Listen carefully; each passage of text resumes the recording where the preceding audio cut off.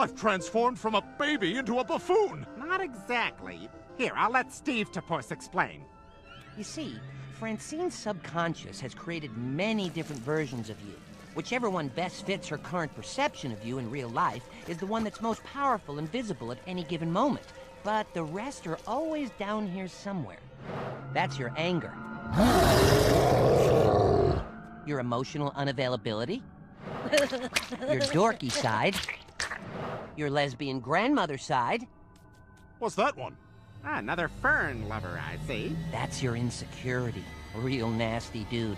We call him Stanferatu. These guys all suck! Ladies and gentlemen, welcome to a wonderful edition of Nick's Nonfiction. You are here with the wonderful host, Nick Muniz. Today we have the king of cocaine, the savant of cigars, the psychoanalyzer himself, Sigmund Freud, with the interpretation of dreams. Dreams are the royal road to the unconscious. Dreams say what they mean, but they don't say it in daytime language.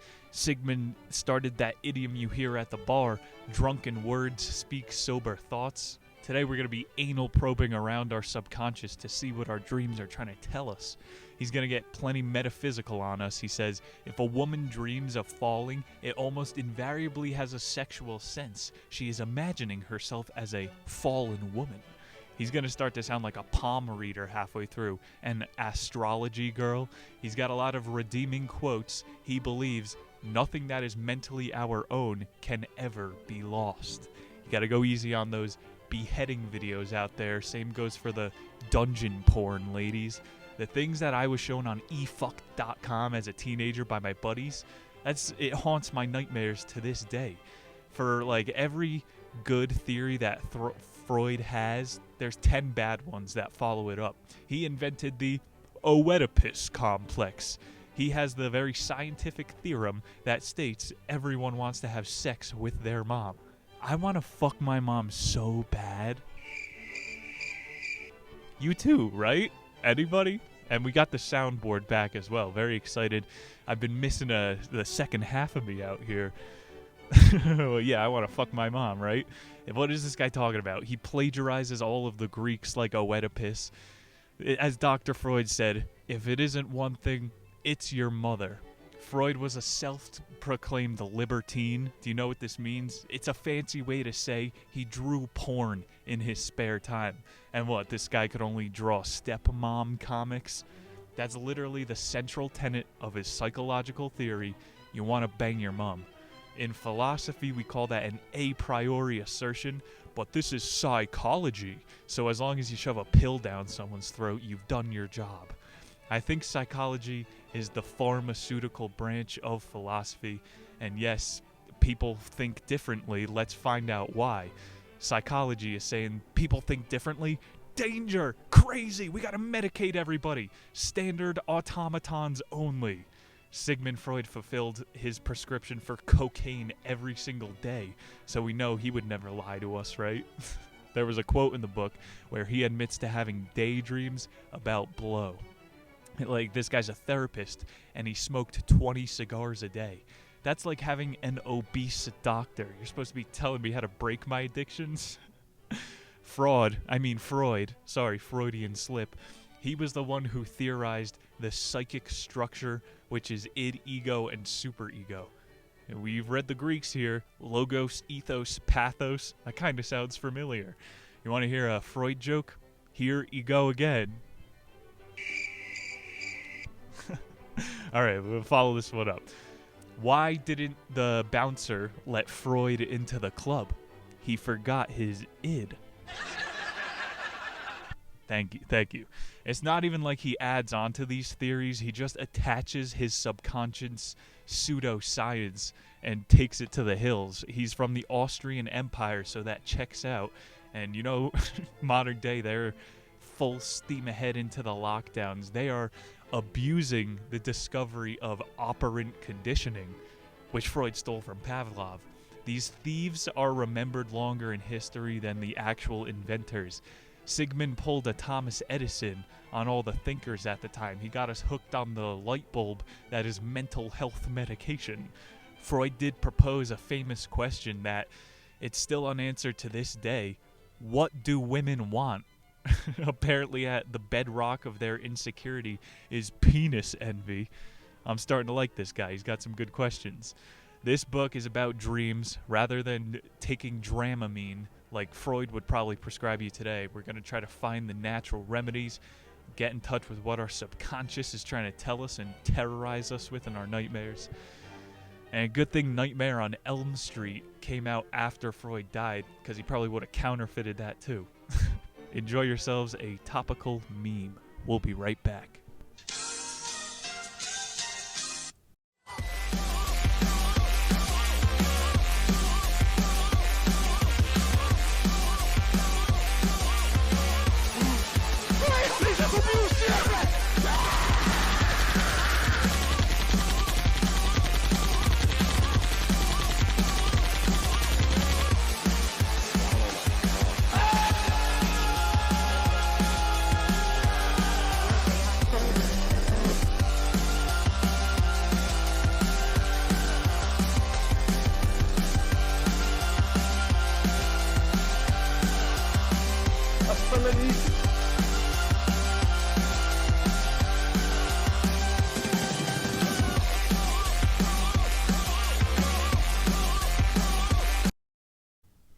Welcome back. About the author, Sigmund Freud. That's his real name. I will be taking the liberty of calling him Shlomo today.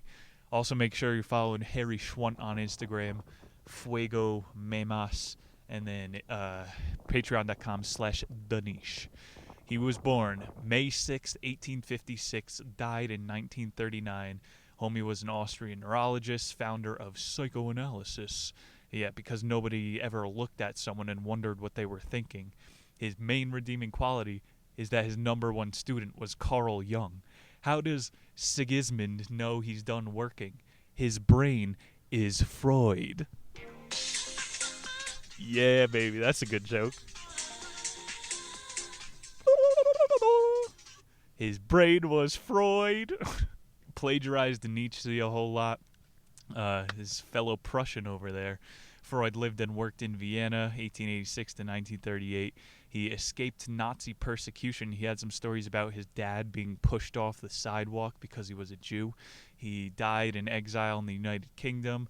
I wonder if Freud today would be against the Nuremberg Code, you know, experimental injections. Why are the best psychoanalysts Asian? Because they grew up listening to Pink Floyd. Hell yeah, baby. The Freud legacy lives on, you know. His nephew is Edward Bernays, who is considered the father of American propaganda. In his obituary, he's referred to as the father of public opinion, invented the term psyop. Does anyone think this is a synonym for mass formation psychosis? People are going full MFP out here. Doesn't end there with Eddie Bernays. Bernays' offspring is Mark Rudolph, the co-founder of Netflix, the world's leading propaganda machine. Mark Rudolph says Netflix's biggest competitor is sleep. Out here in Boulder, most people don't even own a TV. I do. I'm on the tit. It's just wild to see the different worlds. What's with all the secrecy, the name changing, the Freuds to the Bernays to the Rudolphs? I guess it's all a coincidence. Freud stinks like shit, you know? He's an addict. He was alive. He spent more time high on cocaine than sober. Take the doctor's orders. He might be an invalid. Some of his information is valid. He might be. Actually, that deserves. Yes, wordplay.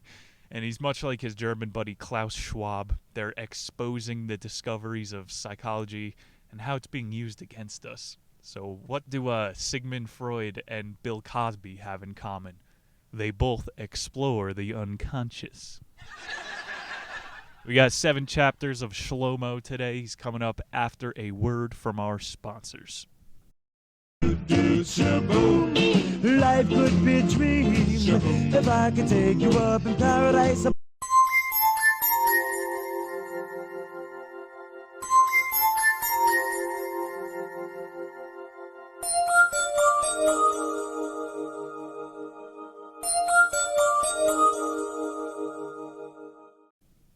Alrighty, welcome back. Sigmund Freud's The Interpretation of Dreams, Chapter 1, Stimuliar.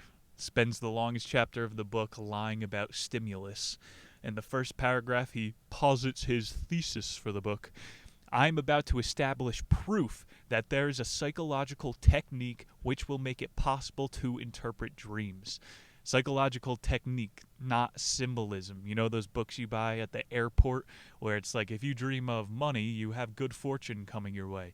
It's a fun read. It's based on nothing. Freud wants to prove that dreams are linked to the subconscious. So he starts by reviewing older theories of dreams. Quote, prehistoric views of dreams are echoed in the views of the people of classical antiquity, Greece and Rome. For these people, dreams had supernatural and metaphysical significance. They were revelations from gods and daemons. Matt Damon, been haunting our dreams since classical antiquity. What's up with this guy in all the books? They're partially right, assuming there are signs from above. You know, Freud is saying these are only signs from within. We have a little duality off the bat. Aristotle did a ton of dream journaling. He thought he could piece together what the gods were trying to tell him. Then along comes Socrates, who said it's impossible to know. His famous quote, I know that I know nothing. The Socratic paradox kind of put a hold on science for a while because no one was allowed to act like they knew anything. Freud gives us a timestamp of what they thought in 1800, and it basically hasn't changed. Dreams offer an escape from waking life. If you go back in our Library of Congress, we got that book, Why We Sleep. It's a 4-hour edition, and life would be an unbearable slog if you didn't get to just punch out every night for 8 hours. Freud calls this unfounded, and he says dreams may be a continuum of waking life. Kind of similar, they're troubleshooting your subconscious. If it's like a continuum, then how come I can't access the memories on either side? When I'm dreaming, I can't just pull lucid dream, and when I'm awake, I can't remember all my dreams. Mostly consistent up until this point, and now Freud takes a firm position. He's going to cross his legs. All the material making up the content of a dream is in some way derived from experience. That is to say, has been reproduced or remembered in the dream, so much as least we may regard as an indisputed fact. Only your dreams come from within. You see, it's the opposite, saying that your dreams come from on high. Yo, didn't the Virgin Mary get told by a Holy Ghost she was going to get knocked up in the middle of the night? The Bible has a word to dispute with Freud. It's because he's Jewish. He's trying to science up the wonder of sleep. You can only dream what you have seen before. Homie, I'm going to have to disagree with you on this one. I have dreamt up some giga monsters, some supermodels that I could have never imagined. The 72 virgin Muslim heaven was sending that one down to me. It's somewhat true in the sense that everyone has, like, within their dreams, their dream school. I don't mean Harvard or Stanford. You have that weird landscape of your high school, and there's that reoccurring dream people report. It's the first day of classes. Your schedule is messed up. You don't know where you are. We are all indoctrinated and traumatized in learning penitentiaries. As children, this experience get distorted into like the dream school I'm saying you go to. The point here, you base your dreams off of reality for sure. I'm not sure the only ability for worldly objects to come through dreams is because you've seen it. His thesis, it's not a testable phenomena, so really brave stance here, Freud. He goes on to contradict himself some more in the first chapter. These seemingly new elements of dreams do come from our experience. It's just that our conscious selves can't remember where they come from. Okay, it's a self-defeating argument. You can draw any connection from a dream item into the real world. This is one hell of a confirmation bias. But what Sigmund calls beyond waking memory, modern psychoanalysts would call confirmation bias. I've said on the show, like, I have a lot of dreams where I can run on all fours. Like a horse, I'm cooking it. Of course, I've seen animals do it, but I've never seen a person beefing it down a country road 50 miles per hour. So how is this coming into my dreamscape if I've seen everything before? I could get Freudian on myself and say, well, I remember crawling on all fours as a child, and that's why you think you're a horse. I don't know, man. It's not causation. It really is Freudian correlation-free association. I'm beyond my waking memory. Freud went on to say this: dreams choose the materials they use. And doesn't that directly, give personifying qualities to the dream? The dreams choose what they do. But I thought it's all from inside. He's not being consistent. Dreams... I gotta break the wall here, the first of the walls. Dreams are the most psychedelic thing that we have. When you're in a dream, it feels like you're being taken for a ride. You're not in full control. You can't even throw a punch in a dream. It's like punching underwater. Punching in a dream. Freud is a nightmare. What was that? The Naked and the Famous, good, angsty 2010s alternative rock music. Punching in a dream. He is saying that dreams have their own things that limit you. So then why would I create that dream? I want to have a dream where I'm Superman. He's like taking a stimulant head, a speed approach to dreams when it's a very psychedelic. It's the astral plane, as the Greeks would say. He was addicted to Adderall too. I take the dream so that my memories can create a story. He thinks he's like writing. You'll see, this guy's a writer. He's not a scientist. Redemption quote. He said here, nothing which we have once possessed can be entirely lost. So again, he makes some good points here and there, but then you watch a documentary about Freud and these people, well, he must have invented the fact that we can't forget anything. People have said this forever. I don't know, why are we giving him credit? Because his grandson owns Netflix. He goes on to talk about the 3 kinds of stimuli, internal, external, and then purely physical, which makes no sense. He wastes 20 pages. You go to a Philosophy 101 class, the first day is external versus internal stimuli. It's how your mentality deciphers the stimuli. Like how you process things is the most important. The classic, you touch a stove, it's how you respond. Are you going to be afraid of hot stoves forever, or are you just going to learn not to touch the top? Freud is going, you internalize it and then want to fuck your mom. Thankfully moves on to another question, which debunks one of his claims about the waking continuum. Freud asked, why are dreams forgotten after waking? If, as he says, dreams come from all within, why can't I remember it? Things are memorable when they're about you, right? You have to put things in second person to, you did this. Freudian dreamscapes have to be the most memorable place on earth. It's built by you, for you, and you're experiencing it. Shouldn't this be burned into your memory? Freud goes, I have little commentary of my own to offer. Right, because it would falsify your claim. As the book goes on, you'll see, man, this guy is a clinician, and all, it's dogma. He's Dr. Dogma. All you need is confidence and a white lab coat. Some of the worst advice I've ever received has been from clinicians.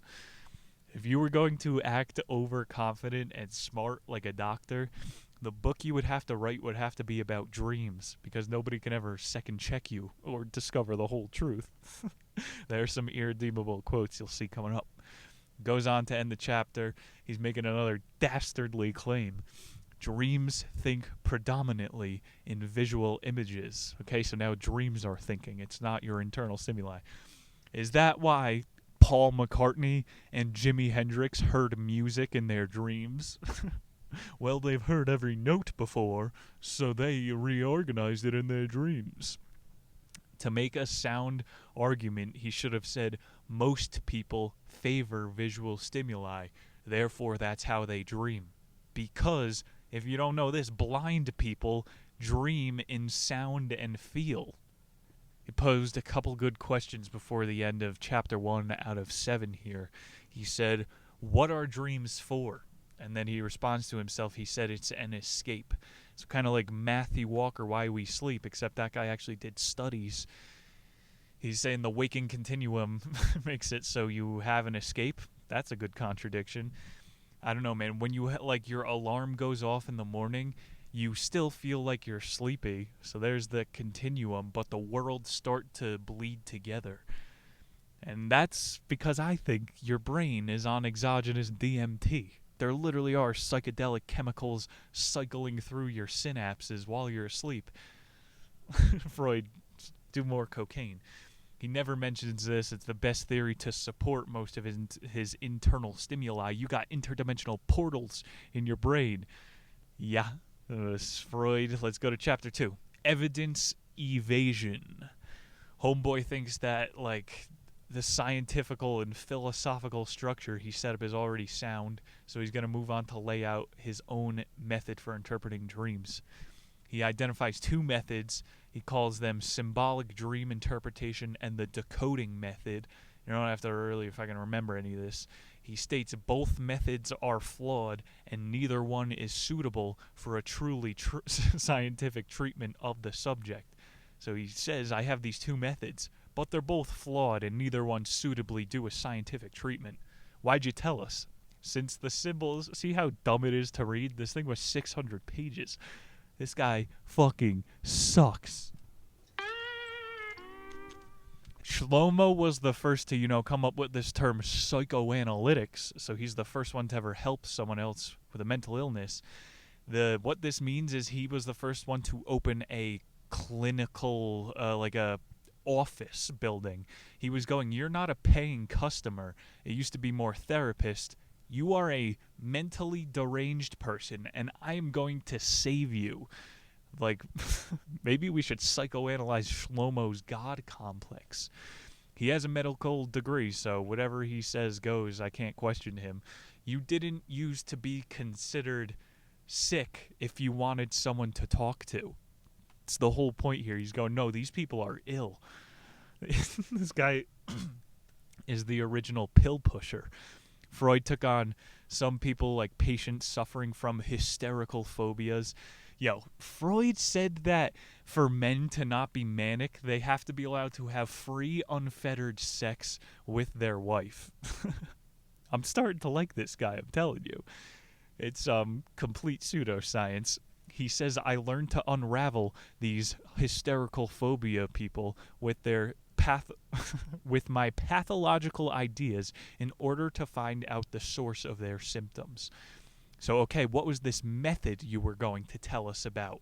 You can't just say, I have these 2 methods, and then go, well, my pathological ideas told me what was wrong. There's no method to psychoanalyzation. Like, you ask your therapist to put his method on the wall, there is no method. He's just winging it. I think, honestly, there is more reality in sociology because you're taking large groups of people and seeing how they react, profiling, or for cops we say being racist. When you see 100 psychos a day, or who's packing heat, you know who is closer to snapping. And Freud is in his fucking office doing cocaine and smoking cigars. Apparently he has a better finger on the pulse. It hasn't really been anything testable up to this point. He goes, this same unraveling can be applied to the interpretation of dreams. So he's going, your dreams are a good seismograph to tell you when you're about to have a mental break. Give Sigmund a cop badge out here. I'd like to see if this guy could tell when a meth head is about to unravel. During treatment, he would ask his patients to tell him every idea or thought that occurred to them in connection with some particular subject. He's saying if you follow an association back to its source, you can understand a dream. Okay, free association is scientific now. Hare Krishna, Krishna, Patel, Patel, Brothers, Grimm, fairy tales. This is retarded. You need to have substance.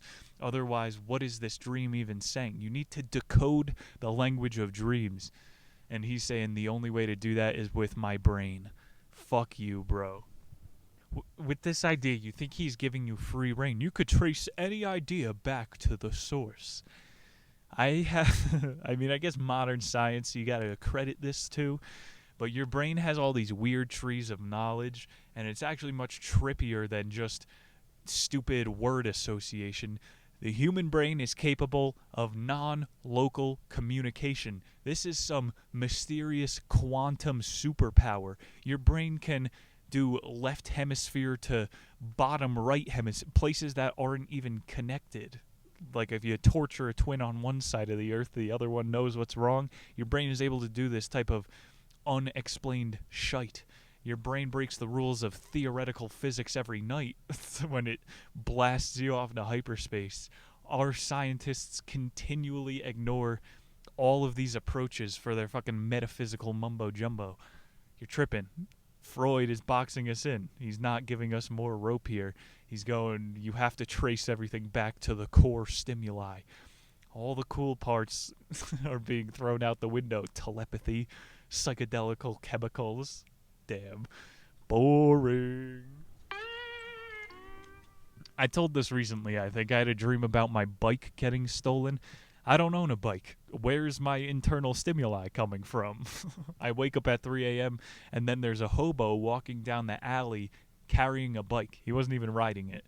This is a dumb theory of Freud's, like, internal state. I feel like my dream signal got crossed with someone else, because if they had that dream, their stimuli would have kicked in, and they would have went and staved their bike. Even better, fucking this week at 3 a.m., a tow truck comes to predatorily tow one of my neighbors because, his sticker was facing the wrong way. So I go and knock on his door. I'm like, sorry to wake you up, dude. You probably want to go outside.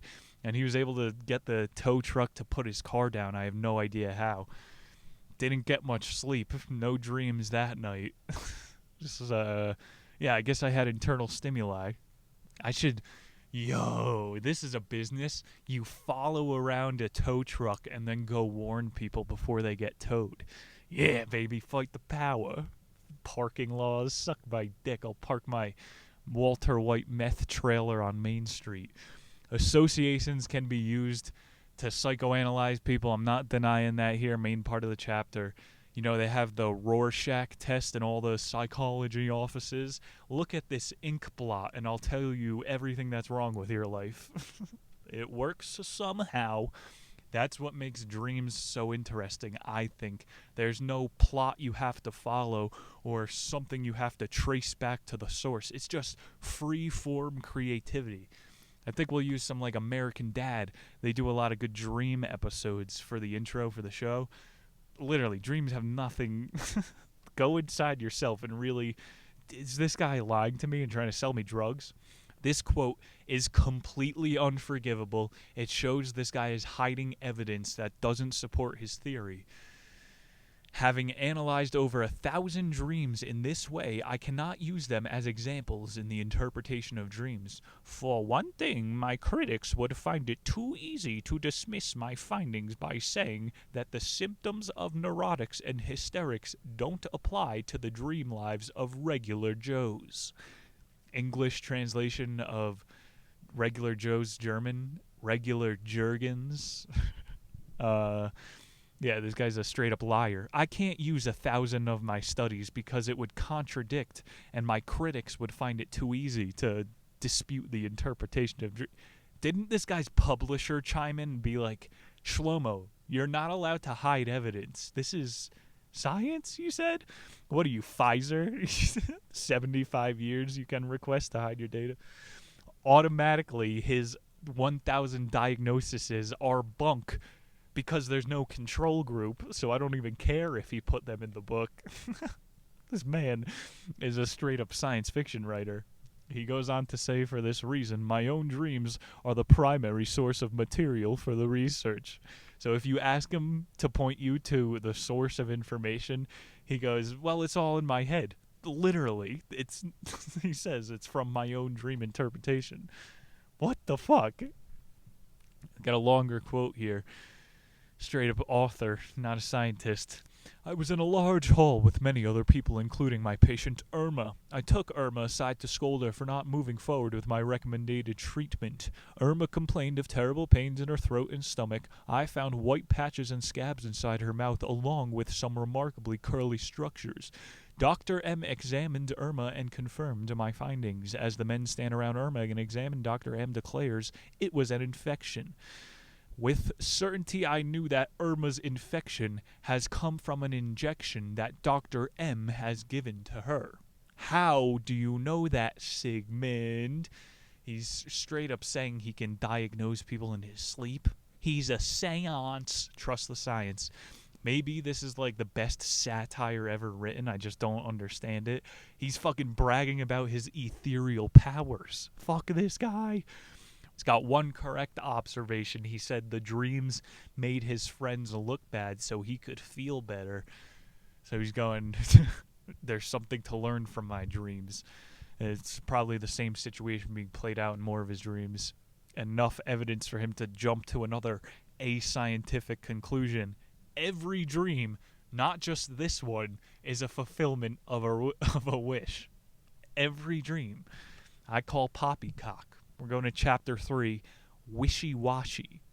Finally coming around to the unexplained side. This guy just said, a dream is a wish your heart makes.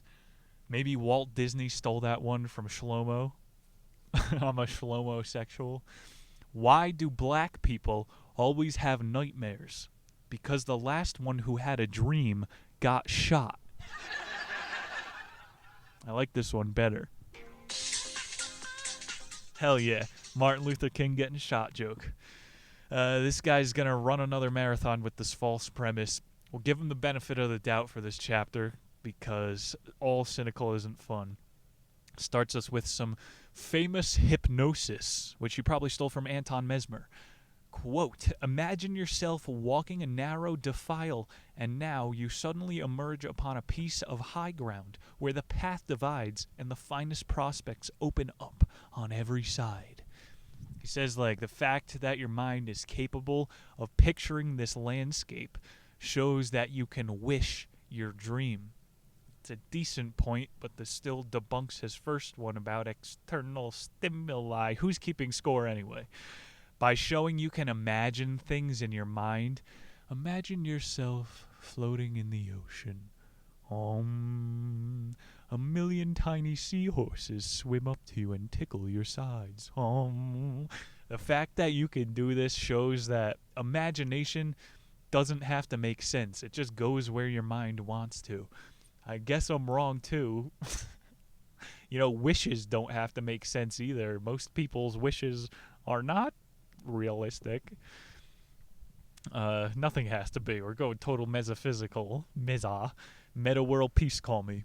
He mentioned a term called dreams of convenience. This is like that thing when you have a dream that you're starting your day and then your alarm goes off and you're like, fuck, I just brushed my teeth and drove to work for nothing. I wasted dream space. That means he's going, your 9-to-5 cubicle reality is fulfilling your deepest wish because that's what you're dreaming about. Freud logic. He doesn't give any testable experimental evidence. He's going dreams of convenience instead have to be seen through patience. So we got this anecdotal story. For example, one woman dreamed that she was on her period when in fact she was pregnant. I interpreted this dream as an expression of the woman's desire to go on enjoying her freedom a little longer before shouldering the burden of motherhood. What's wrong, Doc? Looks to me like you're pregnant, but the dream gods are telling me you and I should have sex before the fetus grows too large. Sigmund was known for having sex with all of his patients. This guy is like the king of the quacks. The pregnant mom is just sitting there. Yeah, obviously I wish I didn't have to be pregnant right now. There's an organism living inside of me. What do you want me to do with this information? Some doctor you are. He's doing his own free association and then not even telling what people should do about it. Let me find a redemption quote. I don't even think this one is from the interpretation of dreams. It's not in this note. The masses have never thirsted for truth. Sigmund said this. They demand illusions and cannot do without them. They constantly give what is unreal precedence over what is real. They are almost as strongly influenced by what is untrue as by what is true. Does that sound a little bit like a dream of convenience? Yo, people hate reality. I forgot who said this one, but when people have nothing to believe in, any lie will suffice. Does this people demand illusions? I want to push the red button in the voting booth every 4 years to know I'm participating in democracy. Mass formation psychosis could also be called a dream of convenience. Everyone's living in some loopy la-la land. My government loves me. With a little bit of compliance, everything will go back to normal. This is a delusion of grandeur. We should start putting these people in the loony bin. Is Santa Claus real too? Fucking dreams of convenience, mass formation psychosis. It's all part of Mark Rudolph, father of propaganda. All this shit infects academia, too. I remember taking abnormal psychology. Like, we don't need to spend, holy shit, 6 months talking about serial killers. Go watch some documentaries. Good point by Freud that... Freud, I keep doing it. It's for real. Sigmund, this chapter, Sigismund. Adults often report dreams of convenience, while kids have pure wish fulfillment. He's saying that your dreams are boring and kids' brains have a grasp on potential so they can have fun dreams. I don't know, man. I have, like, vibrant dreams. A lot of them are about fucking nature. Some about running on all fours, doing fucking Madison Square ground in the round in the garden. I have a lot of fucking dreams about being Spider-Man. I fear that the older I get, he might be right, and your dreams just become more like boring and in touch with reality. You dream about sharpening pencils. That's probably what happens when you let your wishes die internally. But now I'm getting Freudian. He remarked, "It's unknown what animals dream about, but I suspect that their dreams are wish fulfillments too." Did Freud fuck another pig on their period to get this data? How does he know this? He's Eliza Thornberry. He can communicate with sleeping animals. Stop it, Sigmund. You're lying. It's like the thing how science says dogs can only see in black and white. How do you know this? How could you possibly ever see through another animal's eyes? They do those color tests, and dogs can still pass it. Oh, well, dogs can only see in shades. Shut up. Freud is analyzing the dreams of animals. You know how people say I could never, or I would never imagine this in my wildest dreams? According to Freud's quote, it's because you can't. You're too dumb. Kids are able to dream anything. Whatever, this guy could see inside the mind of an ocelot. Let's go to chapter 4, Manifestation Misreporting. Freud begins this one. He's like anticipating an argument that will destroy all of his assumptions. Plenty of dreams occur which contain the most distressing subject matter, but never a sign of any wish fulfillment. Like, his whole last chapter was dreams are supposed to represent wishes. How do you explain nightmares? Freud says this is possible because the wish is based on the latent content, not the manifest content. More of his ways to analyze that he's not going to explain. Always got an explanation, this guy. Fucking don't focus on the monster when you're in the dream. Like, focus on what the monster is telling you. This is what people get wrong with psychedelics. The message is the trip.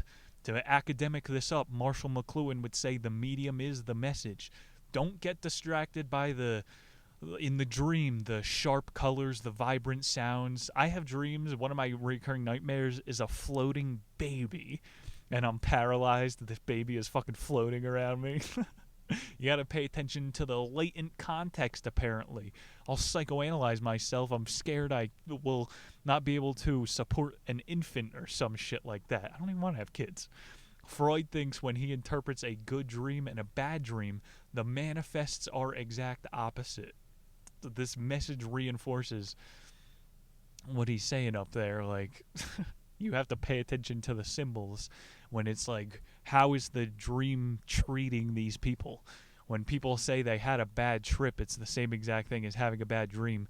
What did you fucking take away from it? Like, bad things happen in life. It's inevitable. How do you respond? A bad dream might be showing you what you're afraid of. And that's like a big part of knowing yourself. Socrates doesn't exactly answer the question he's proposing here.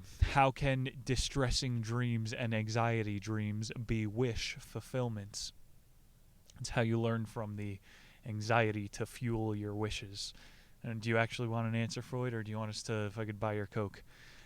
He had a story here about an old lady having nightmares that she couldn't feed the poor, even though that they showed up to her soup kitchen. And Freud was telling her, although you feel discomfort in the dream, it's having a positive effect on your subconscious. You know, the latent context is that you're doing the right thing, but the manifest is, oh my God, all these people are mad at me, I can't feed them. You showed up, but the supply chain failed. Freud gave an example of his own. 1897 Vienna College, he received the Professor Extraordinaire Award. And so when they announced his name, he jumped out of his seat in excitement. All of his coworkers looked at him, and he regrets it to this day. He fucking feels it. I'm clamming up right now. Talk about floating baby dreams. I'm not going to tell you about my bombing dreams, but yeah, those are fucking reoccurring nightmares. You have to learn from your dreams, or they will fucking haunt you forever.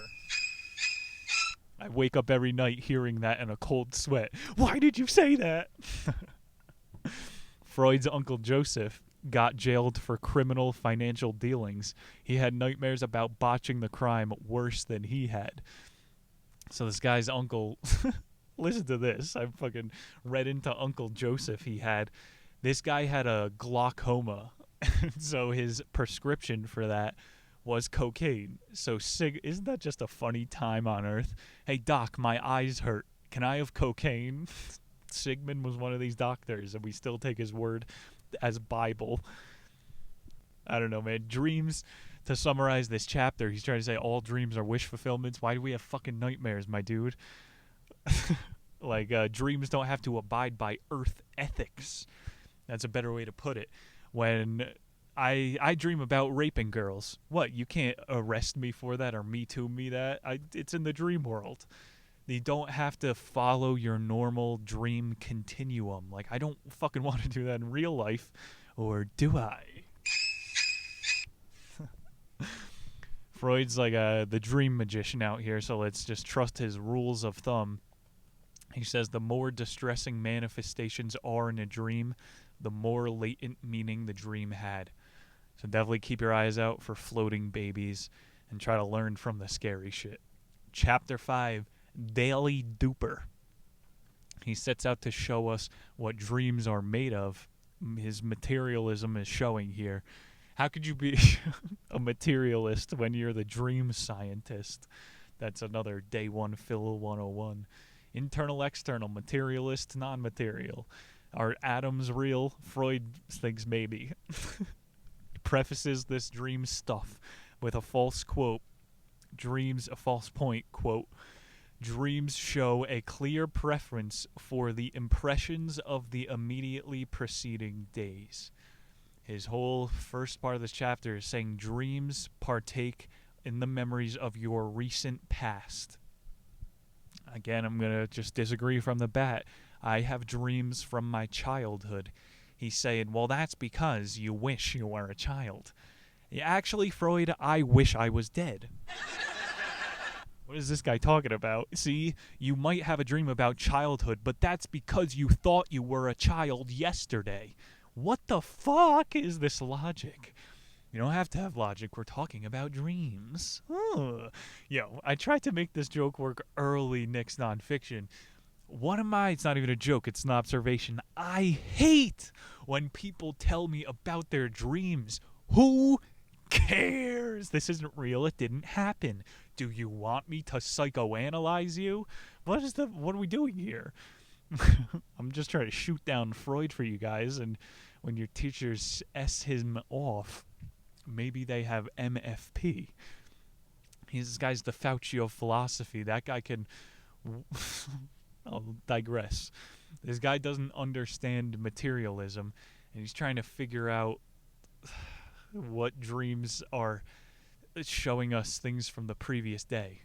You see how it all ties together? Materialism is his thought, and that's why your dreams come from the past few days. Sure.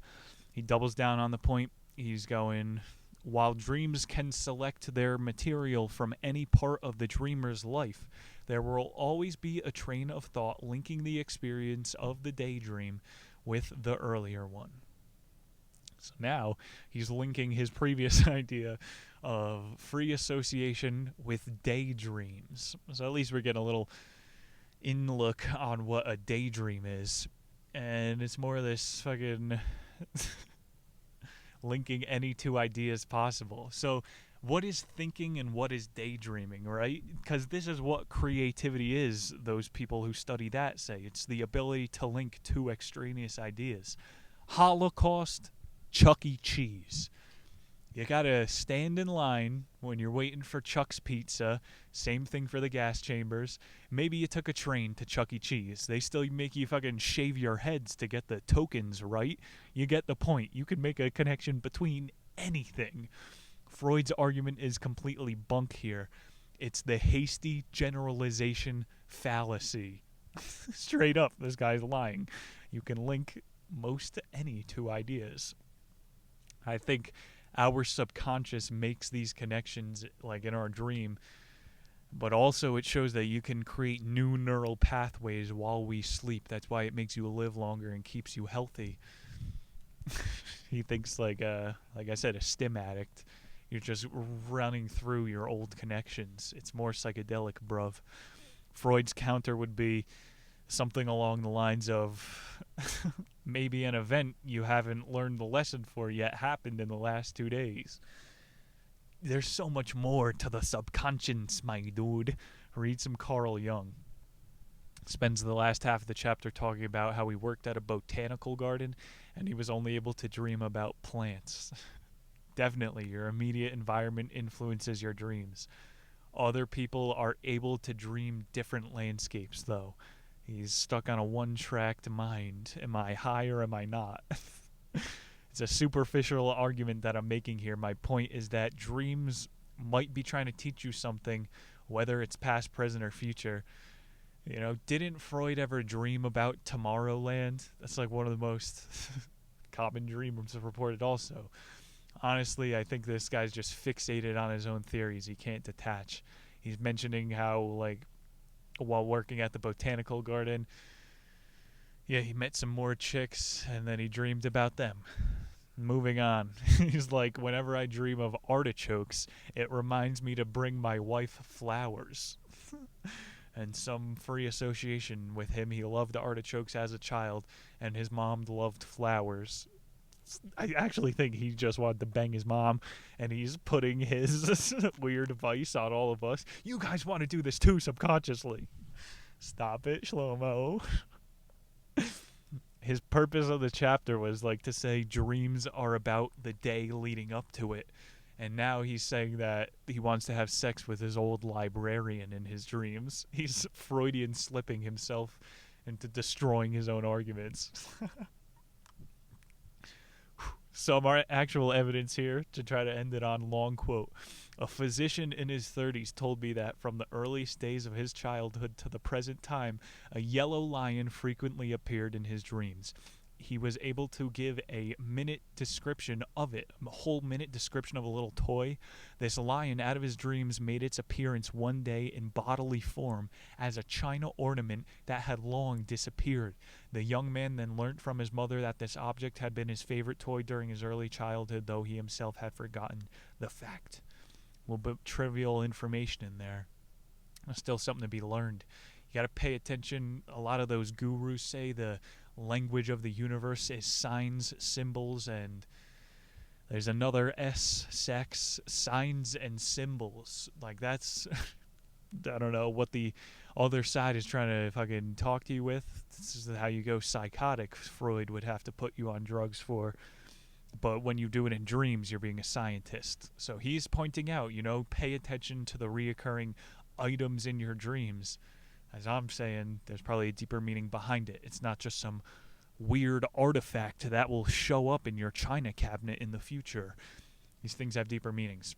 Do a dream journal. Let me give you some fucking practical advice, because Shlomo's just going to toke his dick for the rest of the chapter. I can suck my own dick. Who said that? Yeah, everybody tries it as a child. Freudian slip. Dream journaling is like the best thing you could do. You start to see those reoccurring symbols and what you're avoiding. Just you could get it done in 2 hours rather than 8 hours of sleep. Take 1 gram, not even a lot of psychedelic, and just start journaling, baby. A lot of relevant stuff in this chapter. The stories don't change. I read too much. All of the archetypes are the same. They're just told over time with changing features. Sigmund is trying to say dreams have the same latent message. You manifest them in topical ways that are happening in your day-to-day life. Dreaming is the ultimate story. Like I said, you are the dreamer. You are the experiences. Or you could go to Chuck E. Cheese and Auschwitz all in one night. In your dream, be mindful of reoccurring animatronics and Nazis and how the dream treats them. Let's go chapter 6. This one's our second to last. Deceptive Dreamwork. I just looked. I forgot my water. There's going to be increased mouth sounds this last one. Freud begins this one saying, "We are not in general in a position to interpret another person's dreams."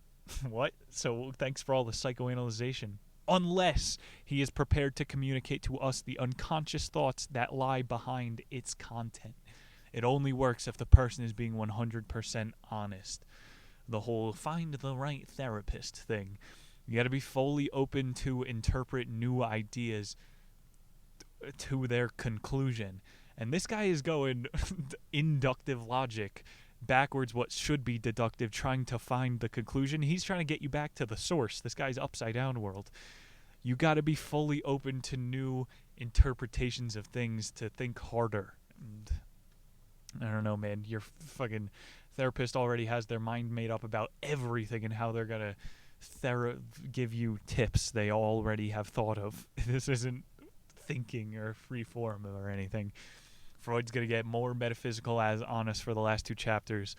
Just remember to be open to what a dream is and why it makes you feel a certain way. I've gotten night sweats my whole life, to break it up a little bit here. I don't have enemies. Why do I wake up in a cold sweat? It's scary, man. The fucking point of this chapter, he said the latent context behind the scene. It's your brain is your villain. I said I don't have villains. It's not until you fix your immediate environment that things will change. I'm saying your brain is a feral animal that lives inside your head. You do not have full control. Another good yogi quote, you are not the voice inside your head. You are the one that hears it. You got to be able to detach from the ego and the mind, or the ethos, as the OGs would say. Your brain literally isn't you. It's the villain sometimes, and your brain will terrorize you if you don't do what it wants. You'll wake up in a cold sweat until you fix the things that it's making you. Freud's bringing up, like, the dream people have being naked in front of an audience. He brought up the one getting lost, someone in your dream, and then he brought up the dream test. He's going, all 3 of these are open to analyzation on what they're pointing to. This isn't deep again, but I'm saying you can learn from any of these. They're all anxiety dreams. You're an anxious person, learn how to deal with stress. I think there's something to why you sleep so good after your body experiences a lot of stress. I'll do fucking 15-mile hikes into the tundra, and I sleep like a goddamn baby on the cold, hard ground. You feel more refreshed in the morning, even when you just do extra hard work that day. I don't know, man. Your brain is a wild animal. You got to feed it that novelty, that it desires. Your brain is an engine that needs new experience. And one of my favorite dreams that I would have as a kid, you go to Six Flags, and then that night it feels like you can actually feel it. You're undergoing G's. Your Spider-Man dream is a lot more realistic because you feel the blood rushing to the back of your head. That was a good one as a kid. I got that one when I would ride motorcycles too. If you probably meditate on it, you could probably get it back. If that's your priority. He had a patient with a reoccurring dream about his dead sister. He would talk to her in the dream world, which made him unhappy. But then when he woke up, he felt immense grief. Freud was going, the patient was open about his feelings, so I know the dream is trying to get him to grieve. It's just like that story before about the lady who couldn't feed the soup kitchen. Try different things out. Journal it in a different angle. He's dreaming of people who've passed as a universal sign that you need to grieve. He said another patient felt sad seeing an old friend in the dream and glowed happy when he woke up. People have complete opposite approaches to the same exact dream. So I'm saying it's your interpretation that is paramount to any of this stimuli and crap. How are you feeling about the thing? Literally, it's how you relate to the feeling. Do not let somebody else interpret your dreams for you. I actually think it's kind of dangerous to let someone else interpret your life for you. Some clinician. Okay. This thing is first-person experience. To give you some testable data, because Freud won't. I read about REM cycles in that Why We Sleep book, and every 2 hours you hit a REM cycle. The feeling you have when you wake up from the first dream will get more intense through the preceding cycles. And Freud actually brought this up, like dreams often continue between a break. There's nothing between telling it how consistent that happens. Just look at those charts of REM cycles. We're 400 pages in. Freud finally drops the term dream work. So yeah, if you want to advance what you're seeing in the dream world, advance your mind. Another quote he's got here that supports my theory. That sounds antisocial, but it's true. This thing has to be interpreted by you. That's why people are individuals. Klaus Schwab. He says the task of the dreamer is to interpret the connection between the manifest and the latent context. That is your task. You got to find out what it means. It's kind of like the plot of Inception. If we're talking about dreams, drawing some cultural references. The point of this movie was that you can insert in somebody's mind an idea and make them think it was their own. That's what the term inception means. The moment your subconscious formulates a new idea. Freud is saying there's a lot of daily distractions with all the influence in your dreams. If you dig deep enough, you can see where your ideas are coming from. So there's a little bit of validity to his previous thing. If you listen hard enough to your dreams, you can decipher what you are as a person. Like I'm saying, even the nightmares help. Freud is saying don't throw out the manifest entirely. Those are puzzle pieces that represent deeper meanings in your life. I don't know, take some time to enjoy the details, but remember, that's not the message. Sigmund said, while a dream might fill half a page, once it is written out of the dream analysis, might occupy 6, 8, or a dozen times as much space. Again, he's an English professor. He's not a fucking dream interpreter. Writing can help anybody make sense of their thoughts. Shlomo did not invent this. The pen is mightier than the sword. He had another cool phrase up here, dream condensation. This is like same exact thing as the dream continuum, but it verifies what I said before. Medically, you have interrupted a REM cycle, and there are wild chemicals in your brain. Metaphysically, we are being yanked out of the fucking spiritual classroom. If you really want to get hippie on it, you got to finish the dreams you started, bitch. Bought the ticket, you got to take the ride. And the G's thereafter. Got to let me postulate here. Maybe that grogginess is to help teach individuals the lessons that they are ignoring. Some people will never understand. Stupid dreams, brain go brrr. It's the body keeps the score movement, those books. Your brain is gonna fucking terrorize you, bro. You need to fix your immediate environment, he's saying. You really gotta think of it as from a different perspective. Your body is trying, maybe the sleep condensation, the perpetual grogginess that most Americans feel. This could be our brain trying to tell us, hey man, we're fucking miserable. You're staying groggy until we get out of this depression.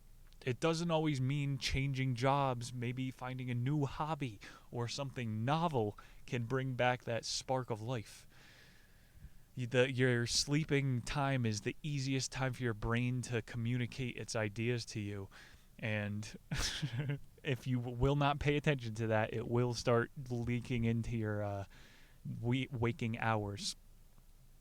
I don't know why this would matter to most Americans. A fourth of U.S. citizens take ZQuil and Ambien sleeping aids. People are so fucking drugged up, their bodies cannot access REM sleep.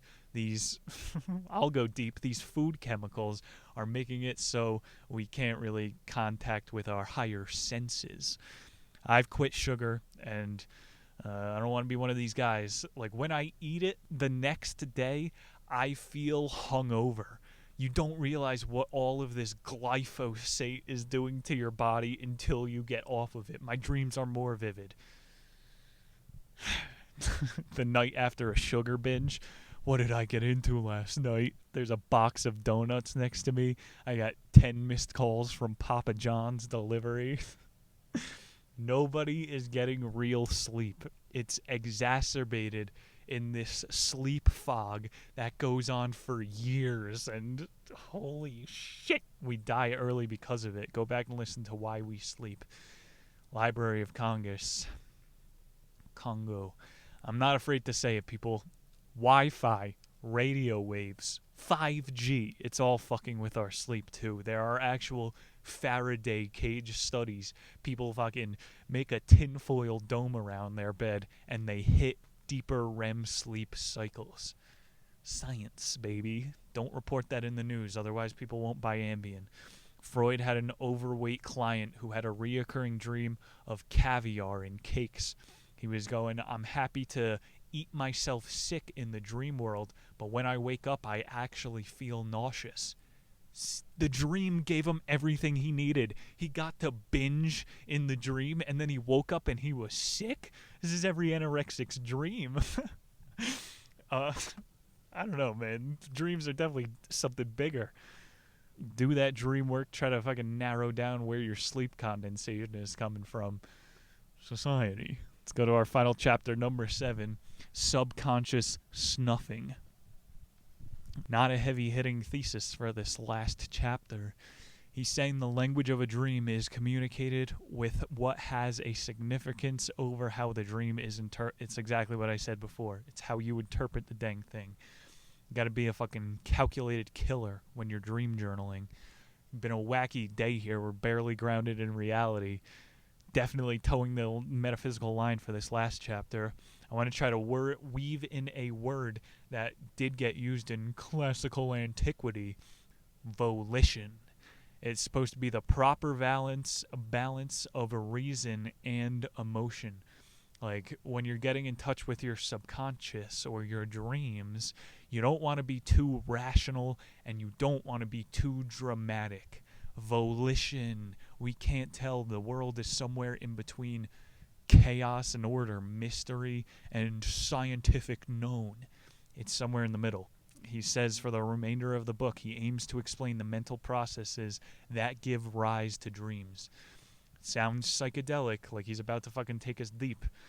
Quote, before starting off along this new path, it will be well to pause and look around to see whether in the course of our journey up to this point we have overlooked anything important.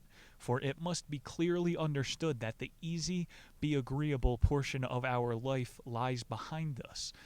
Just go and get your affairs in order. Hitherto, great word, hitherto, Unless I am greatly mistaken, all the paths along which we have traveled have led us towards the light, towards elucidation, fuller understanding. But as soon as we endeavor to penetrate more deeply into the mental processes inward, dreaming in every path will end in darkness. Whoa. Count your blessings and be grateful. At a certain point, it's going to start to get dark. The brightest lights cast the darkest shadows type of shit. We got people like Hamilton Morris, luckily, in our generation, who will go off the deep end of psychedelics. And they all say you really do get some bits of enlightenment, and eventually it gets dark again. The whole entire latter half of Sigmund Freud's life was a nightmare. Just like Nietzsche, he died alone and sad. Fucking Sigmund Freud had something like 40 surgeries in 10 years. So I'm sure his cigars didn't help and all his cocaine. These guys have really, really dark winters, later halves of their life. And Freud is saying once you come to terms with your dreams, your fears, you can start asking the harder questions about the human mental process. Do you want to ask those questions? Definitely not after a certain point. It's got some painful truth coming in hot here. Quote, "It has been objected on more than one occasion that we have in fact no knowledge of the dreams that we set out to interpret, or speaking more correctly, that we have no guarantee that we know them as they actually occurred." Even at the end of his book, he's caveating all of his science, saying, how do we know that our dreams or our memories are not one or the other? How did we not replace our memories with dreams, or our dreams are just memories we forgot? He's going, as time goes on, years ago feel like dreams. That's probably the scariest thing I heard from the book, how old people think like decades from past their life is a dream. No! The same way you wake up and fill in the gaps of a dream, you don't remember all of it. Freud is trying to say the same thing happens with the narrative of your life. Holy shit! That means like everybody over the age of 40 is maniacal. They don't have a grip on reality. There's a sweet spot in the middle, man. Babies have a trillion neurons. You literally get stupider when you grow. What the heck? Good observation by Freud. He's going, the gaps could be there for a reason. Like you're trying to block out all the trauma in your life. It ain't all pushing daisies. Doesn't that mean death? Some therapy clients initially get worse when they start prodding around their past. Yeah, Freud knows all this shit. It doesn't help everybody to go to a fucking therapist. And I'll caveat myself, it doesn't help everybody to take a God dose. Start small. Sounding like a prescription at the end, he says, in dream work, remember the importance of practice, of letting go of self-criticism and bias, of existing patience, of not being too quick to assume that the true maintenance of a dream has been discovered, and of not assuming that every dream can be interpreted. Yeah, that is volition right there, baby. At some point in everyone's life, you gotta have a healthy dose of, what the hell was this? Freud called this the psychological investigations for which we have so long been arming ourselves. Your brain, it really does like fortify itself and set up defenses for you that is inevitably gonna come and clean house. Your brain is, well, no, we do this because we have to. Half of the shit everybody does is irrational. You got to clean that out very often. Dreams help with that. Stop taking Z-Quil. Straight up, he said your brain is made of psi systems that are outside the boundaries of physics. That is 2 thumbs up from me. Why'd you have to wait to the last chapter to say it? Redemption point, he goes, the current model needs a complete overhaul of the conscience controlling the subconscious. For most people, we really don't know what's in control here. Damn, scary. Got a summary in fucking broken English from Sigmund. It discharges excitation, serves as a dream safety valve, and at the same time preserves the sleep of the pernicious in return for a small expenditure of walking activity. Dreams are a good escape. You go live out your fantasies in a different world. You get to go binge and then wake up feeling full. In terms of survival, it's got to be the dumbest thing that we do. Fucking what? You're a hot pocket for a bear. It's nothingness for 56 hours a week. You got to be happy that we dream at least. It's a little bit of entertainment. He ends it on a most comedic an Austrian can get, this quote. In other words, dreams are kind of like volcanic eruptions or belches. They release pent-up pressure, the excitations of the unconscious, in order to maintain the holistic stability of the whole. The conclusive interpretation of dreams from Shlomo Freud. Dreams are burps. Ladies and gentlemen, thank you very much for turning into Sigismund, the interpretation of dreams. That was definitely a good one. Want to get into this more inexplicable side of things for sure. Sigmund, I'm not sure if we'll have him back. That's a one-hit wonder for sure, much like the interpretation. As for next week, we got a fun show ahead. We're heading back out into nature. This one is called Deep Survival. Who survives, who dies, and why? Crazy stories we're going over. Avalanches, failed navigations. You got some angsty animals in the bunch. Mr. Gonzalez is talking all about how certain people panic, some people freeze, and some people are able to tap into their animal side. Deep survival. That's definitely going to be a fun one. I want to thank you guys one more time for tuning in to the interpretation of dreams. We'll see you all in 7 short days. My name is Nick Muniz, patreon.com/TheNiche. Harry Schwant on Instagram. Take it easy out there. Later.